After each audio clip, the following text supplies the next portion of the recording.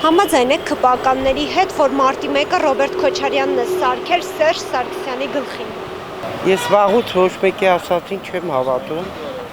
Այդ մարտի 1-ը երկրի միակ տղամարդը, որը այդքան ռիսկ ունենա, կասեր, որ ես եմ, ոչ թե դա կազմակերպել էր, այլ հրաման տալ էր։ Ով է ուժային կառույցների գլխավոր հրամանատարը, երկրի նախագահան, ճիշտ է, նա ինձ կարող էր հրաման տալ։ Ինքն է սարքել, չեմ ասում Սերժը հրեշտակ է։ Այն մոխրագույն կարդինալ, որ ասում են ինքն է, բայց ես տենց եմ կարծում, որ երկրի